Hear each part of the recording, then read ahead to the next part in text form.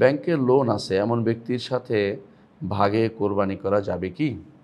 এই বিষয়ে আমি আমার ফেসবুকে একটা স্ট্যাটাস লিখেছিলাম যে কারো সম্পদে হারাম থাকলেই কি তার সাথে আপনি অ্যা ভাগে কোরবানি দিতে পারবেন না? কথাটা আসলে এরকম না। আপনি তার সাথে ভাগে কোরবানি দিতে পারবেন।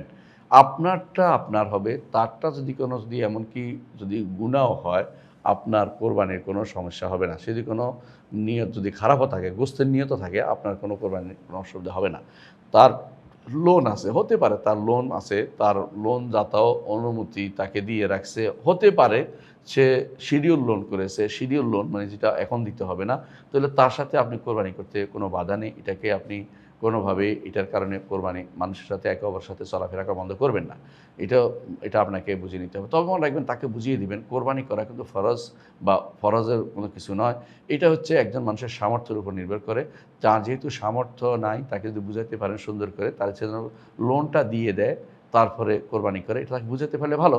আর যদি বুঝাতে না পারেন তারপরে করবে তার উপর কঠোর হবেন না। কারণ হতে পারে তিনি কোনো না কোনোভাবে তার থেকে অনুমতি নিয়েছেন লোনদাতা থেকে, অথবা তার ঋণটার থেকেও সম্পদ বেশি আছে। তিনি সময় মতো পরিশোধ করে দিবেন ঋণ, অথবা তার অপেক্ষায় আছেন যে কোনো একটা বড় একটা অনুদান আসবে বা বড় একটা পয়সা আসবে যার থেকে তিনি ঋণটা দিয়ে দিবেন, কিন্তু কোরবানির সময় তো পার হয়ে যাচ্ছে। এটা তো আর থাকবে না। এজন্য তিনি হয়তো কোরবানি দিতে চাচ্ছেন। সুতরাং বিষয়টা বুঝার বিষয় রয়েছে।